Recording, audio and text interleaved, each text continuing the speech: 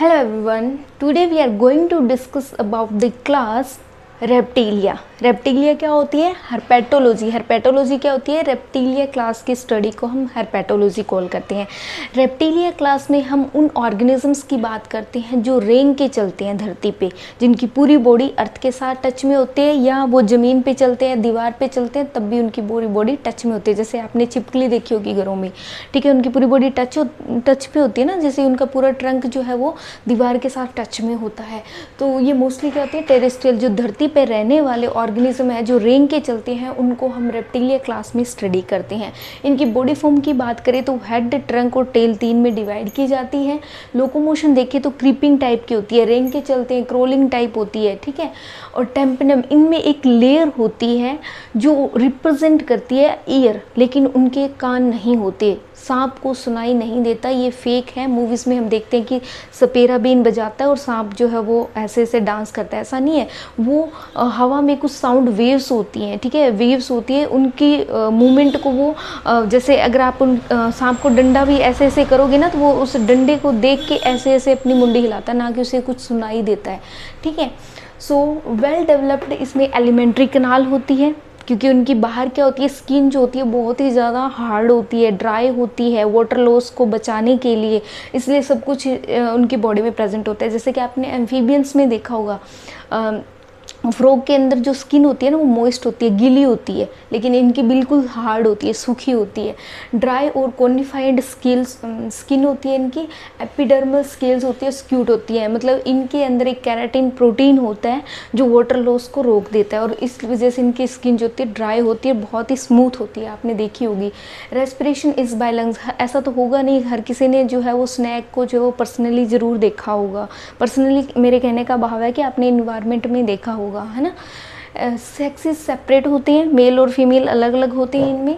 Fertilisation internal होती है, oviparous होती है, मतलब ये एग रिलीज़ करते हैं, इस वजह से कहा गया है डेवलपमेंट क्या होती है इसमें, डायरेक्ट होती है, ठीक है, क्योंकि इन्होंने अंडे दे दिए, अंडों से बाहर बाद में जो है वो बच्चे निकल जाते हैं। लेकिन ये ऐसा होता है, स्नेक्स जो है वो खुद ये कार्निवोर्स होता है, ये कोई दूध नहीं पीता, मूवीज़ में सब फेक दिखाया होता है, ठीक है। ये कार्निवोर्स और इंसेक्टिवोर्स होते हैं, इंसेक्ट को खाते हैं। इवन इनको ये तक नहीं पता होता है कि इनको अपने बच्चे भी नहीं खाने, ये अंडों को फोड़ के खुद अपने बच्चों को भी खाने लग जाते हैं। कुछ एक बच जाते हैं, वो बड़े मतलब मैच्योर हो जाते हैं, ठीक है। पायोकिलोथर्मस होते हैं, ये अपने बॉडी टेम्परेचर को क्या नहीं रख पाते, कांस्टेंट नहीं रख पाते, ठीक है, इसलिए ठंड में ये बाहर नहीं निकलते, जब गर्मियाँ होती है तब ये बाहर आते हैं। और पानी में बहुत फास्ट मूव करते हैं। अगर आपके पीछे कोई स्नैक लग जाए तो ऐसा मत सोचना कि मैं पानी में मतलब चला जाता हूँ तो ये मेरा पीछे छोड़ देगा, पानी में तो और भी ज़्यादा इनकी मूवमेंट फास्ट हो जाती है, ठीक है।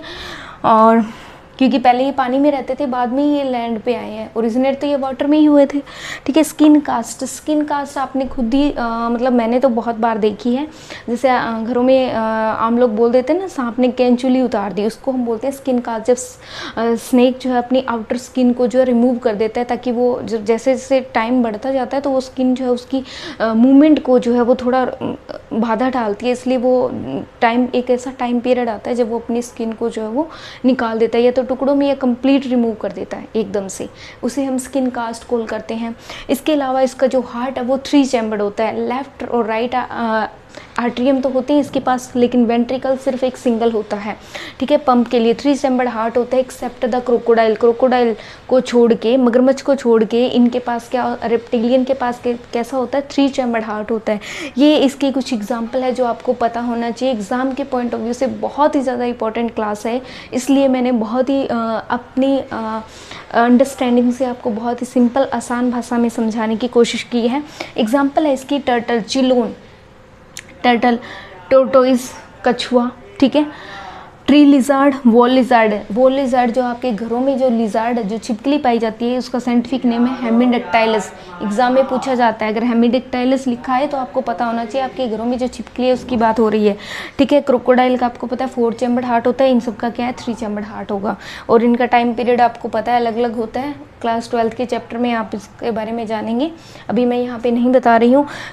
अब हम जो पॉइजनस 90% स्नेक बोला जाता है इस अर्थ पे, जहरीले नहीं होते, लेकिन हम सभी को लगता है कि हर स्नेक जो है वो जहरीला ही होता है।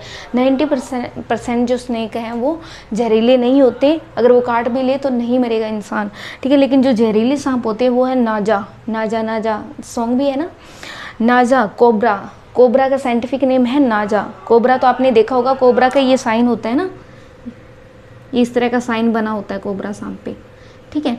ये बहुत जहरीला होता है, इससे पंगा नहीं लेना भाई, ठीक है। बाकी किसी से भी खेल करें, खेलें कूदें, बट इसके साथ कोई पंगा नहीं लेना, ठीक है। वैसे भी जो मैं मानती हूँ, आई पर्सनली बिलीव कि जो कोई भी ऑर्गेनिज्म है, किसी भी जानवर को अगर आप नहीं छेड़ेंगे तो डेफिनेटली आपको नुकसान नहीं पहुंचाएगा, ठीक है, जब तक कि आप उसको नुकसान ना पहुंचाएं। क्रेट और विपर, ठीक है, ये तीनों ही हमारे जहरीले सांप है। और बाकी जो पाइथन जो गांव में सपेरे लेके आ जाते थे, हमें लगता था कि ये पता नहीं कितने महान लोग हैं जिन्होंने मतलब इतने बड़े सांप को जो है वो अपने काबू में कर रखा है। ऐसा कुछ नहीं है। जो पाइथन को हिंदी में बोलते हैं अजगर, ये जो हमारा अजगर है ना, जिसे बहुत मोटा इतना हैवी सांप होता है, क्विंटल इसका वजन होता है, तो ये क्या करता है भाई, इसको कोई भी पकड़ सकता है, आप लोग भी इसे अपने घर पे लेके आ सकते हैं, ठीक है। ये पाइथन अजगर ये बिल्कुल ही जहरीला सांप नहीं होता, कुछ नहीं कहता किसी को, ठीक है। सो ये सब कुछ था आज हमारी रेप्टिलिया क्लास के बारे में। मैं उम्मीद करती हूँ आपको ये लेक्चर बहुत ज़्यादा अच्छा लगा होगा। अगर आपको ऐसी इन्फॉर्मेटिव वीडियो चाहिए या मेरे से आप टॉपिक वाइज एनसीईआरटी कंप्लीट करना चाहते हैं तो आप मेरी गूगल प्ले स्टोर से मेरी ऐप डाउनलोड कर सकते हैं, RS लाइफ साइंस अकेडमी। और अदरवाइज़ कुछ इन्फॉर्मेटिव वीडियो मैं यूट्यूब पे भी मेरे इस चैनल पे अपलोड करती हूँ। सो आप स्टे ट्यून रहिए, नोटिफिकेशन बेल को ऑन करके रखिए ताकि मेरी हर एक वीडियो का इन्फॉर्मेशन आपको मिलता रहे। Thank you so much.